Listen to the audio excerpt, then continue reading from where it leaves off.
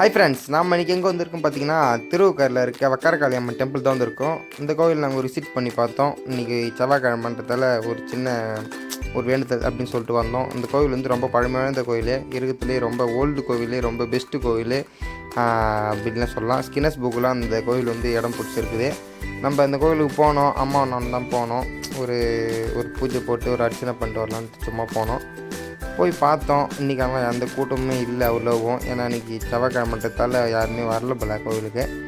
அப்புறம் என்ன பண்ணுறோம், பூஜையை கூட வாங்கிட்டு அப்புறம் தேங்காய் உடைக்க ஸ்டார்ட் பண்ணோம். அப்புறம் தேங்காய் உடைச்சிட்டு அப்புறம் டேரெக்டாக அப்படியே சாமிக்கிட்ட தான் போனோம். அப்படியே கொஞ்சம் கொஞ்சமாக சாமிக்கிட்ட போயிட்டு சாமியை பார்த்தோம். சாமியை பார்த்துட்டு அப்புறம் விநாயகர்லாம் வெளில இருந்தார், அவரையும் பார்த்தோம். அப்புறம் திரும்பி உள்ளே போயிட்டு கொஞ்சம் உள்ளே இருக்கிற சாமியெல்லாம் அந்த இதெல்லாம் பார்த்தோம்.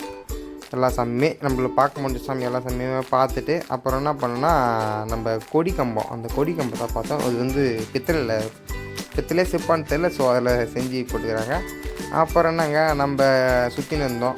அப்புறம் கோயில் சுற்ற ஆரம்பிச்சிடும். அப்படி சுற்றி ஒரு ரவுண்டு தான் சூப்பராக இருந்துச்சு. உள்ள நல்லா ஒரு சூப்பராக இருக்கும் அந்த பிளேஸு. உட்காந்து சாப்பிட்லாம், தூங்கலாம். கிரிவலம் போகிறவங்களாம் இங்கே தான் வந்து தூங்குவாங்க. அந்த பிளேஸ் தான் அந்த பிளேஸ் எல்லாமே நம்ம நீட்டுக்கவே இருக்கும். கோயில் சுற்றி ஃபுல்லாக வருது பாருங்க, அங்கே கூட தூங்கிட்டு இருக்கான் பாருங்க. நம்ம திருவண்ணாமலை கிரிவலம் போகிற இது மாதிரி தான் இங்கேயும் கிரிவலம் போயிட்டு இங்கே வந்து படுத்துட்டு தூங்கிக்கலாம், ரெஸ்ட் எடுக்கலாம். அந்த பிளேஸ் தான் அது. அப்புறம் நம்ம போயிட்டோம், மறுபடியும் வெளில வந்துட்டோம். சாமியெல்லாம் பார்த்துட்டு எல்லா வேலையும் முடிஞ்சிட்டு வெளியில் வந்தோம். வெளியில் வந்து கொஞ்சம் நேரம் சாமிக்கிட்ட உக்காந்துருந்தோம் சாமிக்கிட்ட.